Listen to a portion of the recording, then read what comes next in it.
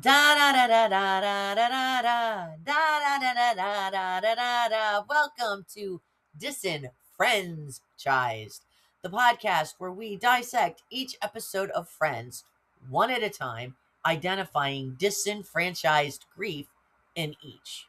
I'm Karen Bulinski Mathison from The Naked Grief, and we're continuing season 2 where things get uncomfortable, not just for the characters, but for us as viewers watching grief play out in real time. Last week, Rachel lost a future. This week, she's losing her best friend, or so it seems, and nobody's calling it what it is. The setup: Monica goes shopping with Julie, Ross's new girlfriend. And that's it. That's the whole crime. But for Rachel, it's a betrayal. It's a violation. It's Monica choosing Julie over her and going shopping in one of Rachel's sacred stores. And the way the show frames it is kind of hilarious. It's a joke. It's, oh, Rachel's being jealous and irrational. Except she's not. Rachel's grieving. And she's doing it alone. So grief number 1 is the loss of your person's loyalty. Rachel didn't just lose Ross. The friendship dynamics changed. She's now realized that she actually has a crush on him and she can't do anything about it. She's now losing Monica, or at least that's what it feels like. She's losing the version of Monica who was hers, and she's losing her to Ross's new girlfriend. Monica was supposed to be on Rachel's side. Monica was supposed to understand. Monica was supposed to be the one person who got it. But Monica went shopping with Julie. And in Rachel's mind, that was the betrayal. And this is disenfranchised grief. You can't say, my best friend betrayed me, because technically she didn't do anything wrong. You can't ask for support because what are you grieving exactly? Your friend made a new friend. That's so wrong. You have to sit there and watch the person you need most choose someone else. And the show plays it for laughs. Oh, Rachel's being crazy. But Rachel isn't crazy. She's grieving the loss of exclusivity. She's grieving the loss of being a priority. The second grief in this episode is the loss of your place in a group. Rachel was the one Monica cared about. Rachel was the one that Monica would drop everything for, and now Julie exists. And suddenly, Monica is juggling her time. She's got time to shop with Julie, and suddenly Monica has energy for somebody else. And Rachel's losing her identity as Monica's person, as Monica's best friend. She's losing her place in the hierarchy of care. And that's a secondary loss. That's disenfranchised grief. And it's devastating because it's happening in slow motion right in front of her. And again, she can't talk about it. I mean, she does a little bit, but how do you talk about it? You can't be mad at somebody for adding somebody into their circle. But you can feel hurt when it happens. Grief number 3 is the loss of control. Again, Rachel can't control that Julie exists. She can't control that Monica likes Julie. She can't control that the world is moving on without her. So what does she do? She gets angry. She accuses Monica of cheating on her. And yes, that's how it gets framed. And Monica's hiding receipts that show she went to lunch with someone. She says in her defense, we only did it once and it didn't mean anything. And Rachel's trying to regain control by making Monica feel guilty, by making Monica choose, by forcing the issue. And oftentimes when we do this, it pushes that person further away from us instead of bringing them closer. And this is grief-driven behavior. That's what happens when you're losing everything and you can't stop it. And this is a behavior pattern that we see within these characters throughout the series. It gets shown in many different ways, but we see it. And lock that in, because we will be discussing this in future episodes. And then we have the interesting breast milk subplot and what it really means. So Carol is now breastfeeding. And here's where it gets real. The gang's reaction to breast milk is entirely about societal conditioning and boundaries around bodily functions. Joey and Phoebe, they taste it. It tastes like melon juice. No big deal. They were taught, or they're comfortable enough to see milk as milk, regardless of where it comes from. Chandler and Ross are completely grossed out. What did you just do? And they make it very clear that this is not okay with them. Ross especially is struggling because Susan, his ex-wife's new partner, is completely comfortable with something that makes him deeply uncomfortable and kind of grossed out. And here's what matters. If you grow up tasting breast milk on your wrist to test temperature, you don't think twice. It's just milk. But if you're taught that breast milk is only for babies and it's a maternal, intimate bodily function, then consuming it feels like a violation of a boundary that you didn't know you had. And oftentimes when we have a grief-like trauma, it stems from something that we're introduced to a long time ago when we're kids. And that is why we may be seeing the differences between how Joey, Phoebe, and Susan are reacting to breast milk versus Chandler and Ross. Nothing's wrong with either. My point is, with grief-based traumas or any kind of cognitive behavioral traumas, it stems from past experiences, and it layers on how we respond to things in our futures based on circumstance and previous reactions. For Ross, he tries to correct this behavior because when he sees Susan's okay with it, he gets upset enough where he wants to be like Susan. He wants to be as strong as her and as accepting as her. And he gets it on his arm and he's ready, and then he wipes it back off. Like, he just can't do it. For Ross, the real grief is losing status and belonging in his own family system. And that's what he's truly battling. Susan's comfortable. Susan belongs. Susan gets to be casual about Carol's body and Carol's milk in a way that Ross can't anymore. And he isn't just grossed out. He's jealous. He's displaced. And he does finally, eventually taste it. Not because he wants to, but because he can't stand Susan having the upper hand in a space where he used to belong.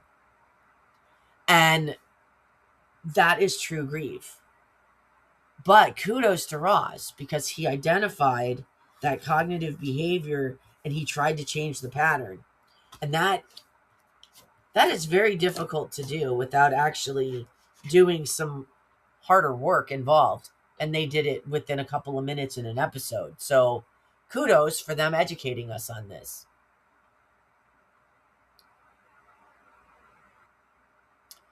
And then we have the Hombre Man subplot, because competition matters too. So Joey has a job at a department store, and he is... So Joey starts as being the Bijan for Men cologne sprayer. And then there's a new man on the turf with Joey, the Hombre Man. And they're in direct competition for customers, for attention, for dominance, and for one of the coworkers, Annabelle. And Joey and Annabelle obviously have a good rapport. Joey asks her for coffee, and she's got a coffee date already with the Hombre Man. So Joey's feeling very shifted at work because the Hombre Man's getting more attention with his cologne than Joey.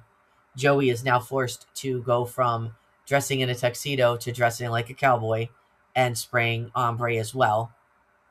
And he feels very threatened because he's no longer the top guy in that department. And this is about the grief of being replaced, the grief of not being good enough, the grief of losing your edge. And they do frame it fun.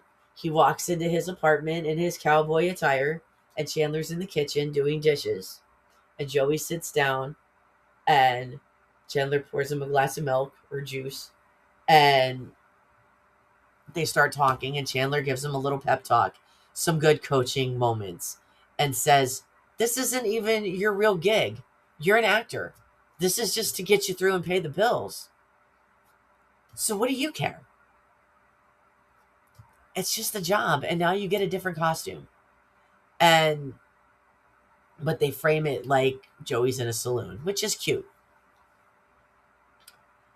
And then Joey goes back to work, and him and the hombre guy have what appears to be a Western showdown, which is kind of funny, but it's also real. And because Joey is grieving the loss of his status. He's grieving being second best until the hombre guy takes the first spray and sprays the first customer in the face. And then he's no longer top dog, and Joey is back on it. And Joey does end up getting the girl in the end as well. So sometimes there are some good happy endings. So this episode is action-packed with a lot of different moving parts and several versions of disenfranchised grief in several different layers and different angles. So the disenfranchised grief in the episode is the loss of a person's loyalty, the loss of your place in the group hierarchy, the loss of control when everything is changing, the loss of belonging in a family system that you helped create that you're on the outside of now, the loss of status when someone else becomes more comfortable, more accepted, and more in than you are. And the hardest part, everyone around you thinks that you're overreacting. They think you're jealous. They think you're being irrational, but you're not. You're grieving the loss of a world that made sense, a world where you were the priority, a world where you mattered most. Rachel's grieving that world. Ross is grieving his place in his own family. Joey's struggling with that position at the department store that he works at. And they all have to do it while pretending to be fine. The real grief here, Monica and Rachel make up at the end. They hug, they say, "I love you," and everything's fine. But here's the thing. Rachel's grief doesn't actually get resolved. She doesn't get to say, "I'm devastated because I lost Ross and now I'm losing you." Although she does sort of say it. She just gets to say, "I'm sorry for being jealous." And that's the whole point of disenfranchised grief. You don't always get to name it. You don't always get to grieve it properly. You just get to swallow it and move on, or try to. And that's what Rachel does.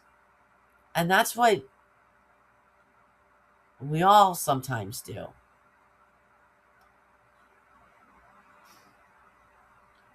So if you've ever lost your person's loyalty, if you've ever watched someone you love choose someone else, if you've ever had to pretend you're fine while your world is falling apart, you're not alone. That's what Friends teaches us. That's what disenfranchised grief is. If any of this has resonated with you, come check out The Naked Grief. It's a private, judgment-free space to process what's changed. We offer practical tools, prompts, and guidance that you can use right away. We have multiple styles of support so you can choose what fits and switch if you need to. There's lots of free resources there too. There's a path to find your footing, one small step at a time. If you're not ready for therapy or coaching yet, but you know you need something, you're in the right place at thenakedgrief.com. Speaking of the right place, today is the launch of my next book, The Bracing 13. The Bracing 13 is a 313-page workbook being launched on 3/13. There's a power of 13 that's the underlier of it all. Because the first 12 months after a loss, or each year after an anniversary of a loss, that 13th month is the first month of all the nexts. It's the month that can shake you the most if you're not prepared for it. It's why you need a 13th month to brace for all the nexts that follow. This isn't just a workbook. It's unfinished business after a death. It's future planning for your own death. It's the steps that you can take through grief and bereavement with guided prompts for journaling, guided breath work and exercises each month, a weekly checklist of wins and accomplishments that are manageable on days and weeks that hit hard and you don't feel like doing too much of anything, because every win matters.